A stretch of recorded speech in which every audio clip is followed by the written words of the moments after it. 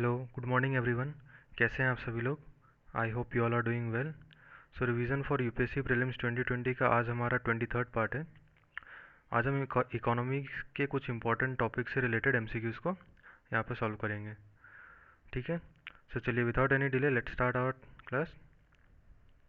आज का हमारा पहला क्वेश्चन है, which of the following statements regarding the role of Reserve Bank of India is correct. तो रिजर्व बैंक ऑफ इंडिया से रिलेटेड यहाँ पे आपको दो स्टेटमेंट्स दिए गए हैं, आपको बताना है कि इनमें से कौन सा स्टेटमेंट जो है करेक्ट है। अच्छा, जिन बच्चों ने चैनल को सब्सक्राइब नहीं किया है ना, वो लोग चैनल को सब्सक्राइब कर लीजिए और इस प्लेटफॉर्म के बारे में ज़्यादा से ज़्यादा शेयर कीजिए अपने फ्रेंड्स में, ताकि जितने ज़्यादा से ज़्यादा बच्चे यहाँ पे जुड़ पाएंगे उतना बेनिफिट मतलब उन्हें भी होगा और बाकी बच्चों को भी होगा। ठीक है, तो चलिए बताइए इसका क्या आंसर होगा। देखिए पहला स्टेटमेंट क्या है, there is both right and obligation on the Reserve Bank of India to act as a banker to both central and state government. ठीक है, कहने का मतलब ये हुआ कि आरबीआई के पास दोनों मतलब राइट भी है and he is obliged also to act as a banker for both the central and state government. And second statement में क्या कहा गया है कि RBI is a banker to each and every state government in India except Sikkim, यानी कि हर एक state government जो है हमारे देश के अंदर में आरबीआई एज ए बैंकर काम करता है उन सभी के लिए, एक्सेप्ट सिक्किम, यानी कि सिक्किम राज्य को छोड़ के। तो बताइए इन दोनों में से कौन सा ऑप्शन जो है करेक्ट है। देखिए पहला स्टेटमेंट जो है ये बिल्कुल करेक्ट है, क्योंकि आरबीआई जो है वो एज ए बैंकर काम करता है both central and state government के लिए, इसके पास राइट्स भी है and he is obliged also. ठीक है, एंड सेकंड स्टेटमेंट में जो बात कही गई है कि सिक्किम को छोड़ के बाकी सभी स्टेट गवर्नमेंट के लिए आरबीआई एज ए बैंकर काम करता है, this statement is also correct. इसके अलावा मैं आपको बता दूं एक इम्पॉर्टेंट चीज़ इससे रिलेटेड, कि जो सिक्किम है ना वहाँ पे असल में स्टेट बैंक ऑफ सिक्किम जो है वो एज ए बैंकर काम करता है सिक्किम गवर्नमेंट के लिए। और आरबीआई का जो वहाँ पे फंक्शनिंग है, ऐसा नहीं है कि वहाँ पे फंक्शनिंग कम्प्लीटली नहीं है आरबीआई का, बट इट इज़ लिमिटेड। ठीक है, तो इसका राइट आंसर क्या हो जाएगा, option number C, that is both 1 and 2 are correct. चलिए moving on to our next question. हमारा अगला क्वेश्चन क्या है, consider the following statements regarding the national bank for agricultural and rural development. तो यहाँ पे आपको नाबार्ड से रिलेटेड तीन स्टेटमेंट्स दिए गए, you have to tell which of the statements are incorrect, you have to tell which are incorrect. ठीक है, so what is the first statement, it was established by transferring the refinancing functions of RBI. ठीक है, यानी कि RBI का जो refinancing functions था उसे मतलब ट्रांसफ़र करके इसे एस्टेब्लाइज किया गया था। सेकंड स्टेटमेंट में क्या कहा गया है, the RBI and the government have equal shares in it, यानी कि नाबार्ड में आपका रिजर्व बैंक ऑफ इंडिया और केंद्र सरकार दोनों का इक्वल शेयर है। और थर्ड स्टेटमेंट में क्या कहा गया, it is only a refinancing agency. So decide, so you have to tell which of the statements are incorrect. बताइए क्या होगा इसका आंसर। देखिए सबसे पहले आपको मालूम होगा कि नाबार्ड जो है ये आपको कब एग्जिस्टेंस में आया था, इस डेट को भी आप थोड़ा याद रखिएगा, कब आया था, 12 जुलाई 1982। ठीक है, अच्छा इसके बाद आपको क्या चीज़ याद में रखना है, इसमें क्या कहा गया है पहले स्टेटमेंट में, it was stabilised by transferring the refinancing functions of RBI. देखिए ये स्टेटमेंट गलत है। असल में अगर यहाँ पे रीफाइनेंसिंग फंक्शंस की बात करी जाए तो रीफाइनेंसिंग फंक्शन जो ट्रांसफ़र करी गई थी वो आरबीआई के द्वारा नहीं करी गई थी, वो करा गया था किसके द्वारा, ए आर डी सी। ठीक है, ध्यान में रखिएगा जो रीफाइनेंसिंग फंक्शंस हैं वो किसके द्वारा ट्रांसफ़र किया गया था, agricultural refinance and development corporation. ठीक है, agriculture refinance and development corporation के थ्रू रिफाइनेंसिंग फंक्शंस को ट्रांसफ़र किया गया था। और आरबीआई के द्वारा जो कि जिस फंक्शन को ट्रांसफ़र किया गया था वो था असल में एग्रीकल्चरल क्रेडिट फंक्शन। ठीक है, सो यू कैन से, आप इस स्टेटमेंट को इस तरीके से ध्यान याद रखिएगा कि that it was stabilised by transferring the agricultural credit function of RBI and refinancing function of ARDC. ठीक है, सो और यहाँ पे हमारा पहला स्टेटमेंट रॉन्ग है। सेकंड स्टेटमेंट में क्या कहा गया है, the RBI and the government have equal shares in it. देखिए this statement is also wrong, क्योंकि नाबार्ड जो है national bank for agricultural and rural development, it is fully owned by the government of India. ठीक है, यह हमारे केंद्र सरकार द्वारा इसे ये फुल्ली ओन्ड है, सो आरबीआई का इसमें शेयर नहीं है। So second statement is also wrong. What is the third statement saying, it is only A refinancing agency. देखिए अगर आपको पहला स्टेटमेंट के बारे में आपको मालूम है कि वो सही है कि गलत है, तो थर्ड स्टेटमेंट जो आपको ऑटोमेटिकली पता चल जाएगा, क्योंकि पहले स्टेटमेंट में ही मैंने आपको बताया था कि क्या क्या चीज़ें इससे ट्रांसफ़र करी गई थी, एक तो रीफाइनेंसिंग के जो फंक्शंस थे वो, और सेकंड क्या बताया था मैंने आपको, agricultural credit function. So how can it be only as a refinancing agency? ठीक है, सो इसका राइट आंसर क्या हो जाएगा? Option number D, because all the statements are incorrect. ठीक है, तो आपको क्या ध्यान में रखना है, एक क्या है कि सबसे पहले तो नाबार्ड जो है ये कब एग्जिस्टेंस में, कब स्टेबलाइज हुआ था। सेकंड, आपको याद ध्यान में क्या रखना है कि एआरडीसी और आरबीआई के द्वारा कौन से फंक्शन ट्रांसफर किए गए थे। तीसरा, आपको ध्यान में रखना है कि it is fully owned by the government of India. And what is the fourth thing you have to keep in mind, that it is not only a refinancing agency but it is also a direct financing agency. ठीक है, चलिए move on करते हैं हम अपने अगले question की ओर। Consider the following statements regarding domestic systematically important banks of India. अच्छा, ये क्वेश्चन जो है ना, ये क्वेश्चन काफ़ी इंपॉर्टेंट है। आपने इसको देखा होगा, ये न्यूज़ में बहुत बार इसके बारे में चर्चा करी गई थी, डोमेस्टिक सिस्टमैटिकली इंपॉर्टेंट बैंक्स के बारे में। तो चलिए, what are the statements given? Banks whose asset exceeds 2% of GDP are considered part of this group. यानी कि जो डोमेस्टिक सिस्टमैटिकली इंपॉर्टेंट बैंक्स जो ग्रुप में वो बैंक्स आते हैं जिनका एसेट जो है जीडीपी का 2% से ज़्यादा होता है। ठीक है, and second statement is saying what, banks in the bucket 1 needs to maintain less capital than the bucket 3। यानी कि मैं आपको बकेट के बारे में बताऊंगा। कुल मिला के आपको 3 से भी ज़्यादा बकेट्स होते हैं। ठीक है, तो इसमें क्या कहा गया है कि जो बैंक्स बकेट 1 के अंदर में होते हैं उनको बकेट 3 में जो बैंक्स आते हैं उनसे लेस कैपिटल मेंटेन करके रखना होता है। And what is the third statement saying, that SBI is in the bucket 1। यानी कि जो स्टेट बैंक ऑफ इंडिया है वो बकेट 1 के कैटेगरी में आता है। So you have to tell which of the statements are correct. तो बताइए इसका क्या आंसर होगा।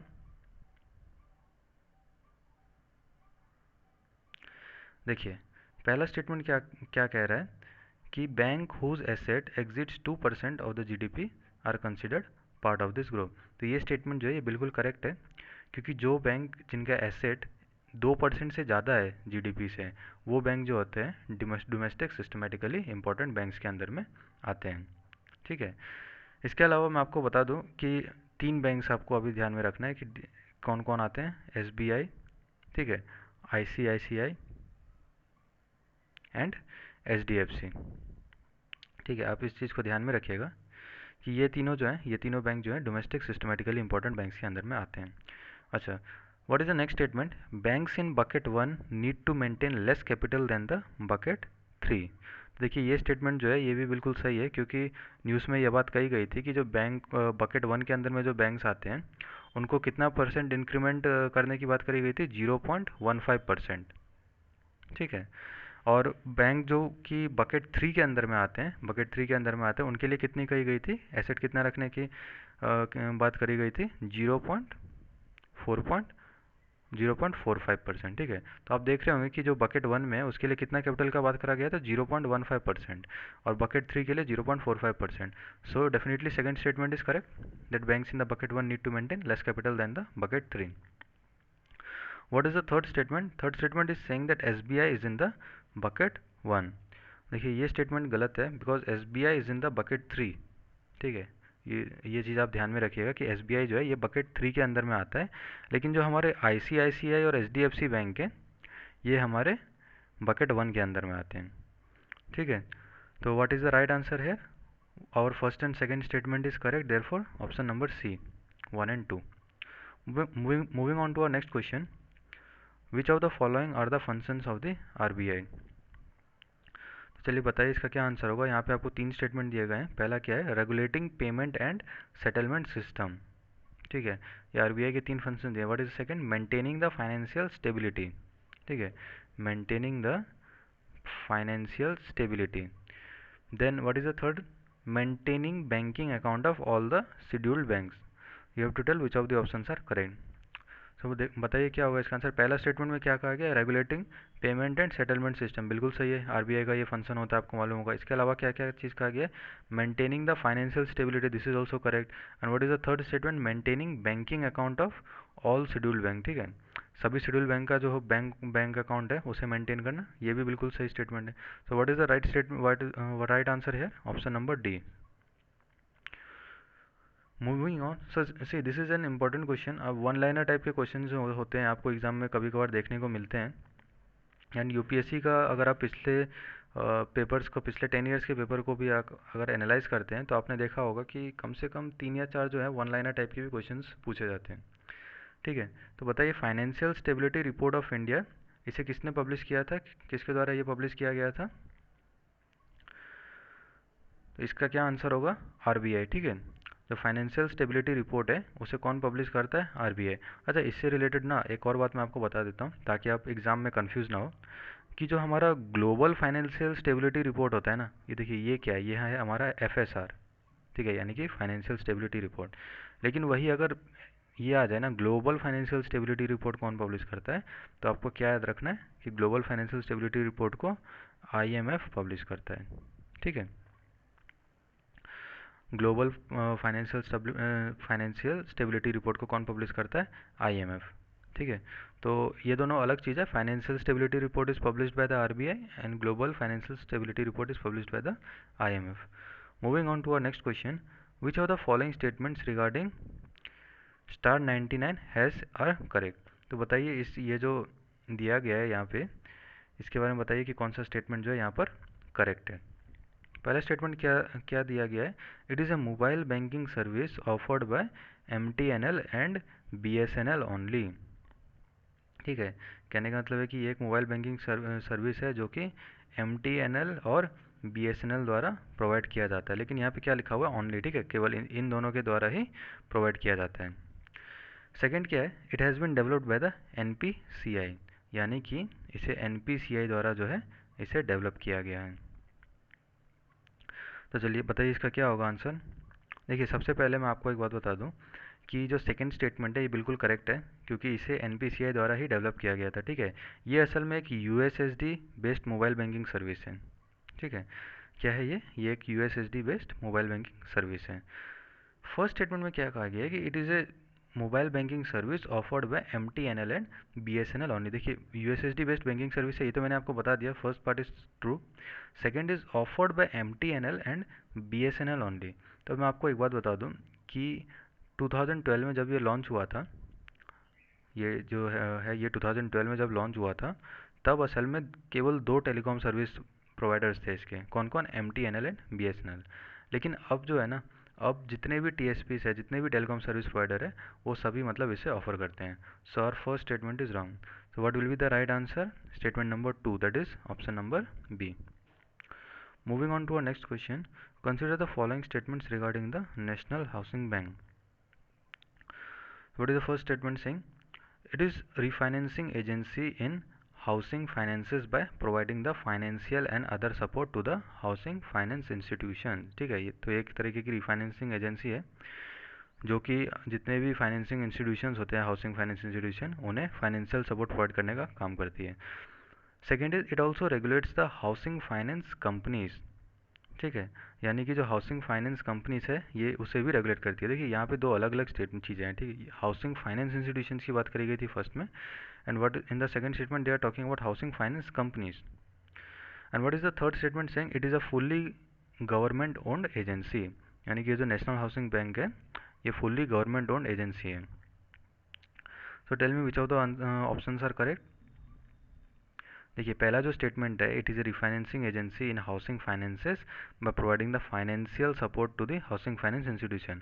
यहाँ पे मैंने आपको बताया कि फाइनेंशियल सपोर्ट जो है हाउसिंग फाइनेंस इंस्टीट्यूशंस को प्रोवाइड करने की बात करी गई है, तो ये बिल्कुल करेक्ट है नेशनल हाउसिंग बैंक के रिस्पेक्ट में। And what is the second statement saying? It also regulates the housing finance companies. ठीक है, तो आप इस बात को ध्यान में रखिएगा कि it does not regulate the housing finance companies. And what is the third statement saying? It is a fully government owned agency. ठीक है, तो ये स्टेटमेंट बिल्कुल करेक्ट है कि जो नेशनल हाउसिंग बैंक है ये एक फुल्ली ओन गवर्नमेंट एजेंसी है। So what is the answer here? Option number B, that is 1 and 3।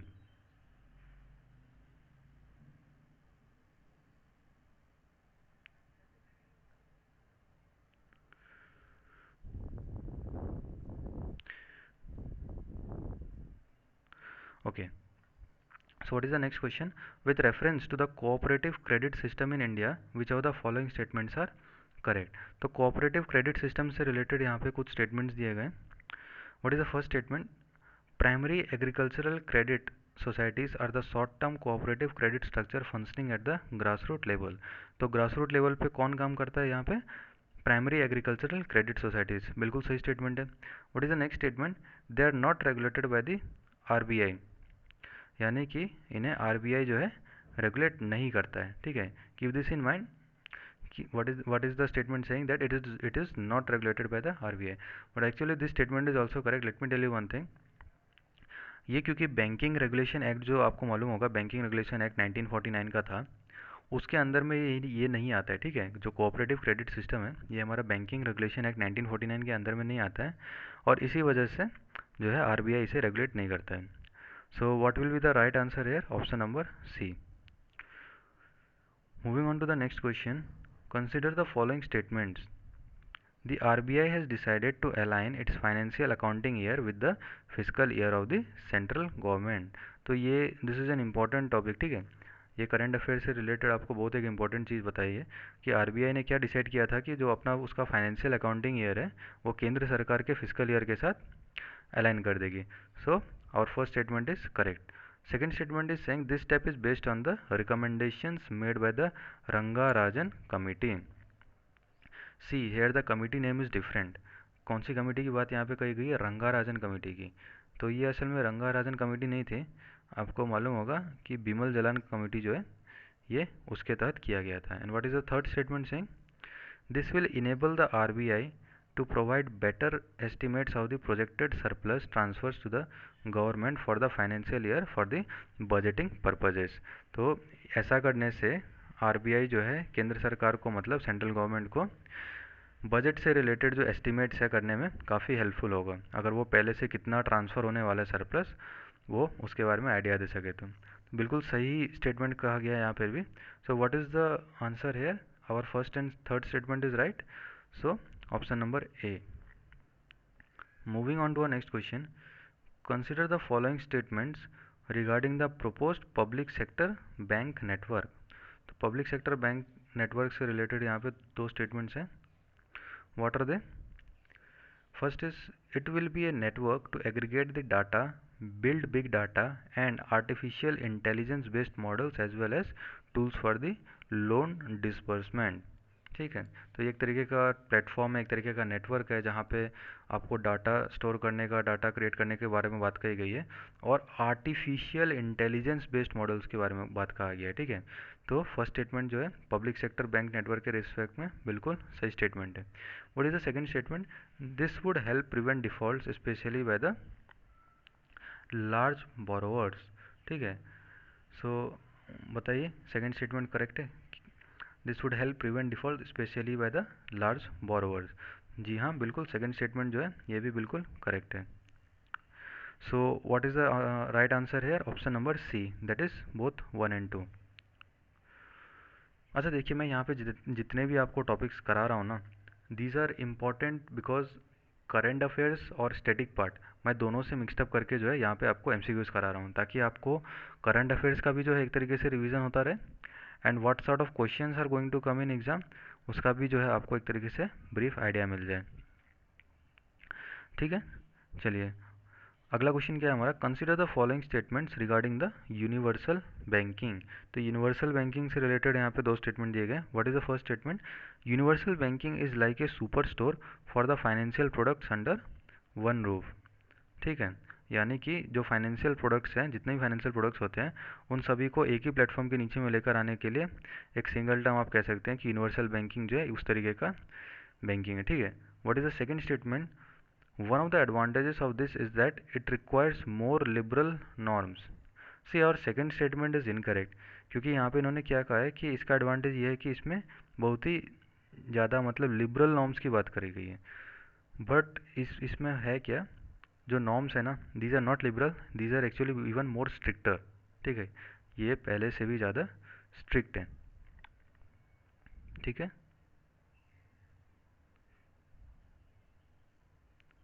these are even more strict। So what is the right answer here? Option number A, that is 1 only। Moving on to our next question, consider the following statements regarding distributed ledger technology. तो distributed ledger technology से related यहाँ पे two statements. What is the first statement saying? Distributed ledgers have no central data store. And what is the second statement? Blockchain is a type of distributed ledger technology. ठीक है, तो बताइए कौन सा statement correct है। देखिए, पहले statement में क्या कहा गया है कि जो डिस्ट्रीब्यूटेड लेजर्स हैं उनका कोई भी सेंट्रल डाटा स्टोर जो है नहीं है। ठीक है, so our first statement is correct, क्योंकि जो डिस्ट्रीब्यूटेड लेजर्स है उनका इन एक्चुअल जो कोई भी सेंट्रल डाटा स्टोर नहीं है। And what is the second statement? Blockchain is a type of distributed ledger technology. बिल्कुल सही बात कही गई है कि जो ब्लॉकचेन है वो एक तरीके का डिस्ट्रीब्यूटेड लेजर टेक्नोलॉजी है। So right answer will be option number C, that is both 1 and 2. Moving on to the next question, regional rural banks have been created with the view of serving primarily the rural areas of the India with basic banking and financial services. In this context, consider the following statements. तो जो RRBs है इससे related दो statement दिया गया है। What is the first statement? The rural banks have the legislative backing of the Regional Rural Banks Act 1976. बिल्कुल सही स्टेटमेंट है कि जो हमारे रूरल बैंक्स होते हैं वो रीजनल रूरल बैंक्स एक्ट 1976 के तहत आते हैं। बिल्कुल सही है। What is the second statement? The RRBs are sponsored by the public sector banks. ठीक है, यानी कि जो आरआरबी है उसे पब्लिक सेक्टर बैंक स्पॉन्सर करते हैं। और second statement is also correct. अच्छा, इससे रिलेटेड एक एडिशनल इन्फॉर्मेशन मैं आप लोगों को बता दूं। जो आरआरबीज होते हैं रीजनल यानी कि रीजनल रूरल बैंक जो है उसके अंदर में कौन कितना शेयर रखता है, यानी कि जो सेंट्रल गवर्नमेंट हो गया, स्टेट गवर्नमेंट हो गया या फिर पब्लिक सेक्टर बैंक है, तो कौन कितना शेयर रखता है, ये एक इम्पॉर्टेंट चीज़ है। हो सकता है कि एग्ज़ाम में आपको थर्ड पॉइंट में ऐसा भी दे रखा हो कि जो सेंट्रल गवर्नमेंट है it is holding this much share. तो आपको रखना क्या ध्यान में रखना है कि जो सेंट्रल गवर्नमेंट है उसका शेयर कितना होता है? 50%। ठीक है, सेंट्रल गवर्नमेंट का शेयर होता है 50%, स्टेट गवर्नमेंट का शेयर कितना होता है? 15%। And what is the share of the sponsor bank? It is 35%. So this thing also you have to keep in mind that the 50% is for the central government, 15% is state government and 35% is the sponsor banks. ठीक है, so this thing also keep in mind. So what is the answer here? Option number C, that is both 1 and 2 are correct. Which of the following statement is correct regarding the white label ATMs? तो बताइए white label ATM से related यहाँ पे दो statements हैं।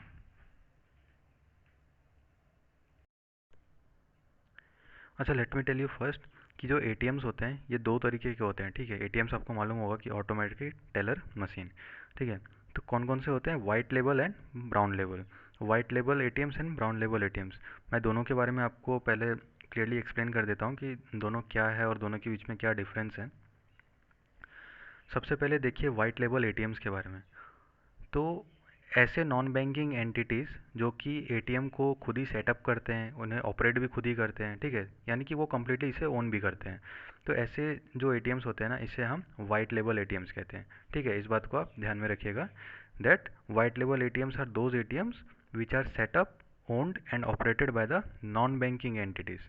ठीक है, and वही अगर हम ब्राउन लेबल एटीएम के बारे में बात करें तो ब्राउन लेबल एटीएम में होता क्या है कि जो हमारा एटीएम होता है ना उसके अंदर जो हार्डवेयर यूज़ किया जाता है वो किसी भी सर्विस प्रोवाइडर द्वारा दिया जाता है, लेकिन बाकी जो उसके अंदर फंक्शनिंग होती है जैसे कि कैश मैनेजमेंट हुआ या फिर उसको अलग जगह डिफरेंट डिफरेंट नेटवर्क से, बैंकिंग नेटवर्क से कनेक्ट करने की बात जो होती है, तो ये सभी किसी एक स्पॉन्सर बैंक के थ्रू किया जाता है। तो उसे हम ब्राउन लेबल एटीएम्स कहते हैं। आई होप अब आपको क्लियर होगा what is the difference between the white label ATM and the brown label ATM. चलिए, इसके अलावा आपको क्या ध्यान में रखना है कि जो वाइट लेबल एटीएम होता है इसमें जो हमारा रिजर्व बैंक ऑफ इंडिया है ये डायरेक्टली इन्वॉल्व होता है। डायरेक्टली इन्वॉल्व क्यों होता है? क्योंकि जो हमारी वाइट लेबल की जो कंपनियां होती हैं इन्हें लाइसेंस लेना पड़ता है आरबीआई से ताकि वो अपना बिजनेस चला सके, because the non banking entity is completely owning the ATM, it is setting up and operating itself only, so that is why they need a license and the license they have to take from the RBI. So RBI is directly involve here. लेकिन अगर हम brown label ATM के बारे में बात करें तो इसके बारे में क्या है कि इसमें जो है RBI डायरेक्टली इन्वॉल्व नहीं होती है। And other than this one more thing you keep in mind that जो वाइट लेबल कंपनी है इसमें सबसे पहली कंपनी कौन सी थी जिसे RBI ने परमिशन दिया था वाइट लेबल एटीएम को खोलने के लिए, सेटअप करने के लिए, तो वो थी Tata communication payment solution limited. ठीक है, इस चीज़ को भी आप थोड़ा ध्यान में रखिएगा, Tata communication payment solution limited. ठीक है, तो ये हमारी सबसे पहली कंपनी थी जिसे आरबीआई द्वारा ऑथराइज किया गया था to open the white label ATMs. So ये सारी कुछ इंपॉर्टेंट बातें थी जो कि आपको ध्यान में रखनी थी। तो चलिए बताइए इस क्वेश्चन का क्या आंसर होगा। Which of the following statements are correct regarding the white label ATM. पहला क्या है, ATM set up owned and operated by the non banking entities. मैंने आपको बताया यहाँ पे कि वाइट लेबल एटीएम क्या होता है, यही मैंने आपको बताया था कि those ATM which are set up owned and operated by the non banking entities. So right answer is option number A. Moving on, an escrow account is an. तो बताइए, चार ऑप्शन दिए गए हैं आपको, you have to tell what is an escrow account. So what is the first statement saying? Account opened by a registered political party to manage its electoral expenses. ठीक है, तो ये गलत है। What is the second statement saying? Account of a government subsidiary in an offshore bank. बिल्कुल wrong है। Then what is the third statement? Account in a bank that is held by the third party on behalf of the two other parties that are in the process of completing a transaction. बिल्कुल right। ठीक है, यहाँ पे क्या बात कही गई है कि देखिए, जब दो पार्टीज के बीच में ट्रांजेक्शन चल रहा होता है तो वो जो अकाउंट होता है ना बैंक में, वो किसी एक थर्ड पार्टी द्वारा होल्ड किया जाता है जब तक कि ट्रांजेक्शन जो है वो कंप्लीट ना हो जाए। तो इस अकाउंट को हम क्या कहते हैं, एस्क्रो अकाउंट। ठीक है, चलिए मूविंग ऑन।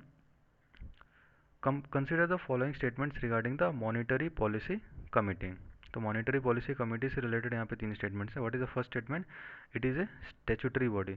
बिल्कुल सही बात है, मॉनिटरी पॉलिसी कमिटी जो है ये बिल्कुल एक स्टैट्यूटरी बॉडी है। Second statement is RBI can organise only 4 meetings of the MPC in a year. तो बताइए कि क्या आरबीआई जो एमपीसी की जो मीटिंग होती है वो क्या आरबीआई साल में केवल 4 बार कर सकता है? It is written that it can only organise only 4 meeting. कहने का मतलब यहाँ पे ये है कि केवल 4 मीटिंग कर सकता है या फिर 4 से कम कर सकता है। See but this statement is wrong. Let me tell you कि जो टोटल नंबर ऑफ मीटिंग्स होती है ना, इट शुड बी मिनिमम 4 और यू कैन से एटलीस्ट 4। ठीक है, that means it can be 4 times, it can be 5 times, it can be 6 times, depending upon the RBI governor. जो RBI का governor है वो डिसाइड करता है कि जो मीटिंग्स हैं वो कितने टाइम्स होनी चाहिए, but it should be at least 4। चार हो सकती हैं और 4 से ज़्यादा हो सकते हैं, but it should not be less than 4। And what is the third statement? All the members of the monetary policy committee are from the RBI. तो देखिए ये स्टेटमेंट भी गलत है, बिकॉज जो मॉनिटरी पॉलिसी कमेटी के जो मेंबर्स होते हैं वो कुल मिला के आपको मालूम होगा कि 6 मेंबर्स होते हैं। ठीक है, इन 6 मेंबर्स में से जो 3 मेंबर्स होते हैं वो असल में आरबीआई द्वारा नियुक्त किया जाता है, और जो बाकी के जो 3 मेंबर्स होते हैं वो केंद्र सरकार जो है उसे नियुक्त करती है। So our second and third statement is wrong. What is the right answer here? Option number A, that is one only. Moving on, recently the State Bank of India, ICICI Bank and HDFC Bank have been named as domestic systematically important bank. See, ये question तो मैंने आपको domestic systematically important bank के बारे में जब आपको एक क्वेश्चन करा रहा था तभी मैंने आपको बता दिया था कि SBI, ICICI और HDFC ये तीनों बैंक जो है ये डोमेस्टिक सिस्टमेटिकली इम्पोर्टेंट बैंक के अंदर में आ गए हैं। So what is this question here? Who classifies the bank as DSS? See, very simple question is been asked here कि जो डोमेस्टिक सिस्टमेटिकली इंपॉर्टेंट बैंक्स के अंदर में जो बैंक्स आते हैं उन्हें कौन क्लासीफाई करता है? तो इसका क्या आंसर होगा? Reserve Bank of India, RBI जो है वो यह बताता है कि कौन से बैंक जो है वो डीएसआईबीज के अंदर में आते हैं। Now consider the following statements about the micro ATMs. So there are some statements related to micro ATM. What is the first statement saying? These are the card swipe machines through which banks can remotely connect to their core banking system. ये एक तरीके के card swipe machine है, बिल्कुल सही है, जिसके through banks क्या कर सकती है? It can remotely connect through their core banking system. बिल्कुल सही स्टेटमेंट कहा गया है कि वो कोर बैंकिंग से जो है इसके थ्रू कनेक्ट कर सकती है। और इसके बारे में आपको मालूम होगा कि ये जो विलेज एरियाज होते हैं ना, वहाँ पे भी ये काफ़ी अच्छे से काम करता है micro ATM. What is the second statement said? It has connectivity through global system for mobile, GSM communication. बिल्कुल सही बात कही है कि इसमें जो कनेक्टिविटी होती है वो जीएसएम कम्युनिकेशन के थ्रू होती है, right? Hence it can travel from village to village. So our second statement is also correct. So what will be the answer है? Option number C, that is both 1 and 2. Moving on, bank boards bureau is an autonomous body of the Government of India tasked to improve the governance of public sector bank. In this concept consider the following statement. तो ये bank board bureau से related यहाँ पे दो statement है। What is the first statement? It was set up under the government's Indradhanush programme to reform the public sector bank. बिल्कुल सही सही बात कही गई है कि जो इंद्रधनुष प्रोग्राम था उसके तहत जो है इसे बनाया गया था to reform the public sector bank. ठीक है, पब्लिक सेक्टर बैंक्स में रिफॉर्म लाने के लिए। बिल्कुल सही स्टेटमेंट है। What is the second statement? It recommends the selection of chiefs of government owned banks and financial institutions and to help banks in developing the strategies and capital raising plans। ठीक है, तो second statement में क्या बात कही गई है कि जो गवर्नमेंट ओन्ड बैंक्स होते हैं उनके चीफ को सेलेक्ट करने के बारे में भी जो होता है ये बैंक बोर्ड ब्यूरो जो है रिकमेंडेशन देता है। और इसके अलावा कहाँ पे रिकमेंडेशन देता है? फाइनेंशियल इंस्टीट्यूशंस को, और जो बैंक्स है उन्हें वो कैपिटल किस तरीके से इंक्रीज़ किया जा सकता है उसके लिए स्ट्रेटेजीज जो है वो बताता है। तो second statement is also correct. What will be the answer here? Option number C, that is both 1 and 2। Moving on, consider the following statements regarding the Basel Accord set by the Basel Committee on the Bank Supervision। अच्छा, यहाँ पे देखिए basal से related question आया है। अगर आपने मेरा प्रीवियस लेक्चर सब अटेंड किया है तो आपको मालूम होगा कि मैंने बेसल के बारे में कंप्लीट एक लेक्चर लिया था जिसमें मैंने बेसल 1, बेसल 2, बेसल 3 सभी बेसल्स के बारे में एक एक करके सेपरेटली वहाँ पे बताया भी था। और न्यूज़ में इसका क्या कॉन्टेक्स्ट था, मैंने वो सारी बातें वहाँ पे करी थी। तो चलिए वहाँ यहाँ पे क्या पूछा गया है। पहला स्टेटमेंट क्या है कि the first Basel accord focused largely on the calculation of risk weighted assets. ठीक है, यानी कि जो सबसे पहला बेसल अकॉर्ड था उसका मेन फोकस एरिया क्या था? रिस्क वेटेड एसेट, यानी कि कैपिटल रिस्क हो गया, मार्केट रिस्क हो गया, ऑपरेशनल रिस्क हो गया। तो ये स्टेटमेंट जो है बिल्कुल सही है। मैंने आपको पहले भी बता रखा है इसके बारे में कि जो पहला बेसल अकॉर्ड है वो इन सभी रिस्क के ऊपर में ज़्यादातर फोकस करता था। And what is the second statement? The 2017 reforms to Basel III focus only on the capital adequacy of the financial institutions। यानी कि जो 2017 में जो हमारा बेसल 3 आया था उसका मुख्य उद्देश्य क्या था, उसका प्राइम टारगेट क्या था?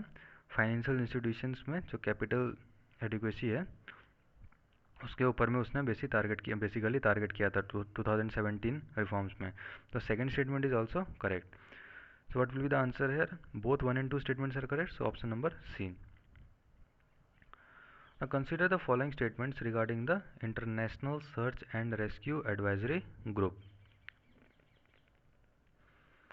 तो international search and rescue advisory group से रिलेटेड यहाँ पे आपको दो स्टेटमेंट दिए गए। What is the first statement?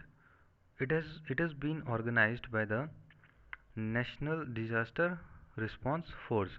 इसे किसने ऑर्गेनाइज किया है? नेशनल डिजास्टर रिस्पांस फोर्स, यानी कि एनडीआरएफ द्वारा इसे ऑर्गेनाइज किया गया था।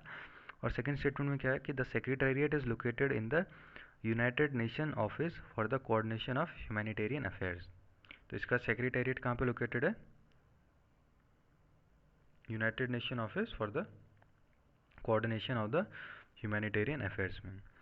सो tell me which of the statements are correct. देखिए पहला जो स्टेटमेंट है बिल्कुल करेक्ट है क्योंकि जो INSA-RAG है इसे ऑर्गेनाइज किया गया था एनडीआरएफ के द्वारा। और जो सेकंड स्टेटमेंट है इसका जो सेक्रेटेरिएट जहाँ पे लोकेटेड है ये लोकेशन जो है ये भी बिल्कुल करेक्ट है। ठीक है, सो इसका राइट आंसर क्या होगा? Both the statements are correct. So option number C. चलिए, consider the following statements regarding apiary on the wheels. अच्छा, ये एपियरी ऑन व्हील्स जो है इसके बारे में मैंने आपको जब मैं आपको गवर्नमेंट स्कीम्स करा रहा था तब मैंने आपको इसके बारे में जो था कंप्लीट डिटेल्स दिया था। अगर आपने नहीं देखा है तो एक बार आप जाके उस वीडियो को गो थ्रू कर लीजिएगा जहाँ पे मैंने आपको जो ministry of micro small and medium enterprise है MSME मिनिस्ट्री से रिलेटेड जब मैं आपको पढ़ा रहा था तो मैंने वहीं पे आपको एपियरी ऑन व्हील से रिलेटेड जो है वहाँ पे इसके बारे में कंप्लीट बातें बताई थी। चलिए, यहाँ पे क्या दिया गया? पहला स्टेटमेंट में क्या है? The initiative is launched by the ministry of social justice and empowerment. अच्छा, ये तो अभी आपको पता चल ही गया होगा, अभी भी मैंने आपको बता दिया कि MSME मिनिस्ट्री के द्वारा इसे इम्प्लीमेंट किया गया था। So our first statement is wrong. Second statement is it aims to address the challenges faced by the bee keepers by easy upkeep and migration of the bee boxes having live bee colonies. ठीक है, तो जो B keepers होते हैं उनके क्या समस्याएं हैं उन इन बी कीपिंग से रिलेटेड उन सभी चीज़ों को ये डील करता है।